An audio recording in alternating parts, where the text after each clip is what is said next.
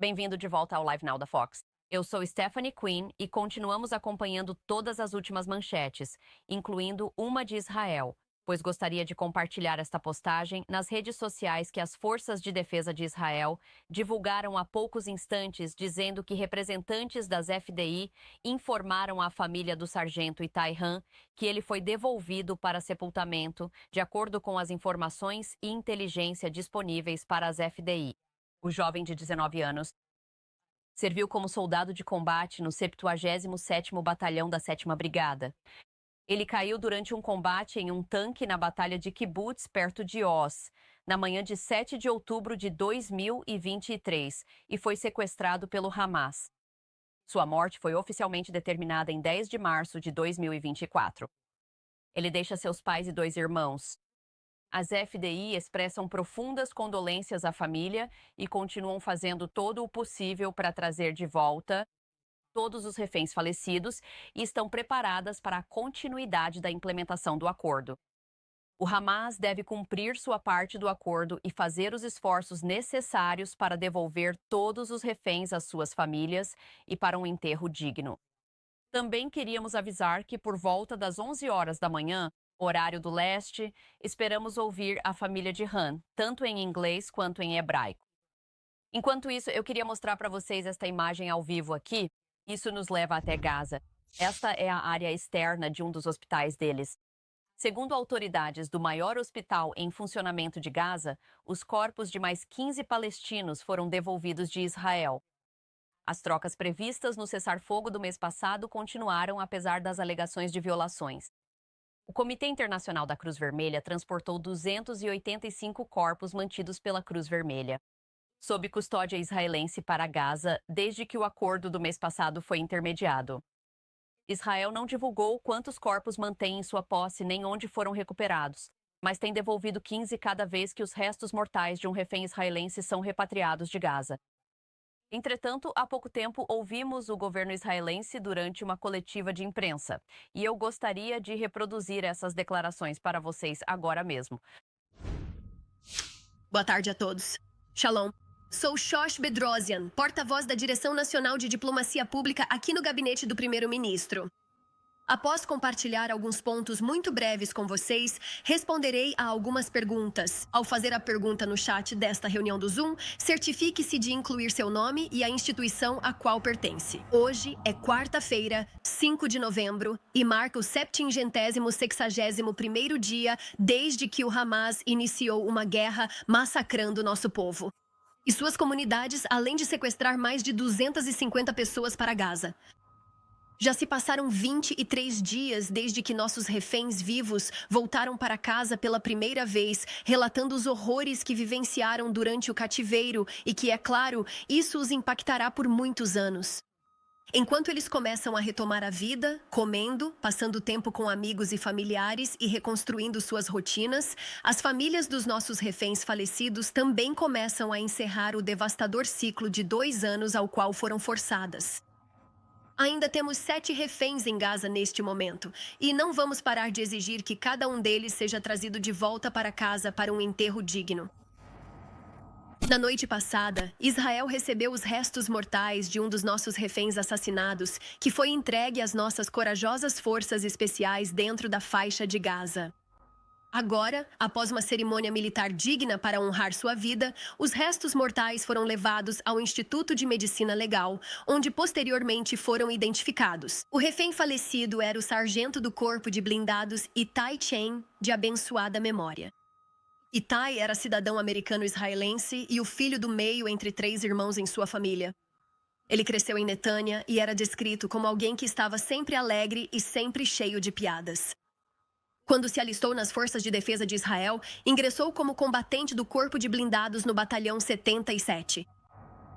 Itai tinha apenas 19 anos enquanto servia ao lado da fronteira de Gaza na manhã em que terroristas do Hamas lançaram sua guerra horrível contra Israel. Itai saiu para lutar com sua equipe de tanque naquela manhã, onde enfrentaram dezenas de terroristas que invadiram a fronteira próxima ao Kibbutz Neroz. Itai foi assassinado em combate e sequestrado junto com outros 2 membros da tripulação naquele dia horrível.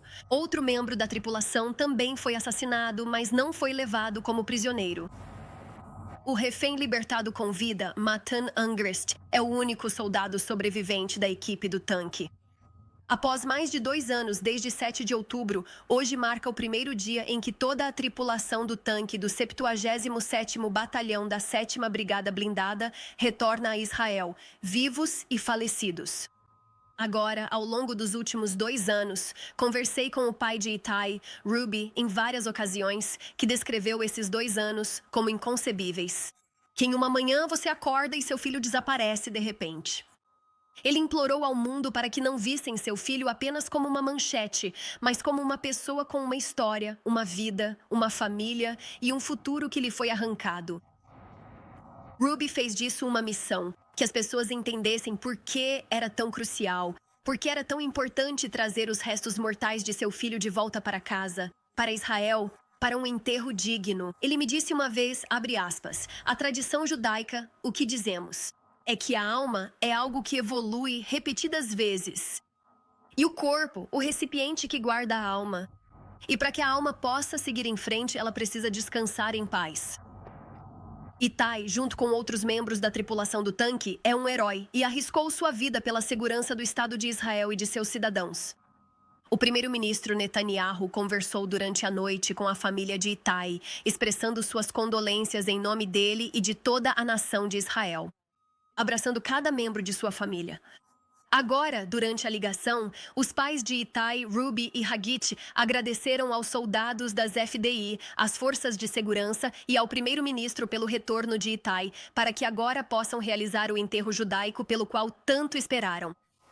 Eles pediram ao primeiro-ministro, durante essa conversa telefônica, que continue trabalhando pelo retorno de todos os nossos reféns assassinados que estão em cativeiro do Hamas. O primeiro-ministro respondeu que está determinado a trazer todos os nossos reféns restantes de volta para casa, todos os 7 que ainda estão em cativeiro. Israel, suas forças de segurança e as FDI continuam cumprindo sua parte do acordo e não vamos abrir mão de trazer todos os nossos reféns de volta. Os países mediadores devem insistir na execução completa do acordo e responsabilizar o Hamas por suas violações, que continuam ao longo desta semana. Na terça-feira, outro terrorista foi identificado cruzando a linha amarela e se aproximando dos soldados das FDI na parte norte da faixa de Gaza, representando uma ameaça imediata para eles. Após a identificação, o terrorista foi eliminado para remover essa ameaça. Israel mantém a responsabilidade de defender nossas forças dentro do acordo de cessar-fogo. E desde que o cessar-fogo entrou em vigor, soldados das FDI identificaram um complexo que possui foguetes, lançadores e posições de lançamento, todos pertencentes ao Hamas, a organização terrorista no norte de Gaza. Uma rota de túnel subterrâneo com centenas de metros de extensão e dezenas de metros de profundidade foi localizada na área de Jabalia e foi desmantelada por nossos soldados. Agora, sobre a questão da ajuda, Israel continua facilitando a entrada de centenas de caminhões de ajuda humanitária na faixa de Gaza diariamente, enquanto continuamos a cumprir nossa parte do acordo de cessar-fogo. Israel está cumprindo o acordo à risca. Infelizmente, as Nações Unidas estão afirmando incorretamente que não há ajuda suficiente entrando em Gaza. Apenas 1/4 da ajuda atualmente entrando em Gaza vem das Nações Unidas. A ONU muitas vezes não tem conhecimento de outras agências. E apesar das declarações e retórica da ONU, eles dizem estar prontos para ampliar e aumentar a ajuda. Isso não condiz com a realidade no local. A ONU não ampliou sua operação. Enquanto isso, caminhões continuam entrando e saindo diariamente pela passagem de Karim Shalom. Para os jornalistas que estão ouvindo das Nações Unidas e de outras agências que não há ajuda suficiente entrando em Gaza, pedimos que questionem a retórica de que, aspas, Israel está impedindo a ajuda. Essa retórica é feita para arrecadar mais fundos, mas não condiz com a realidade no local, que é que Israel está cumprindo sua parte do acordo. Agora eu vou responder a algumas perguntas.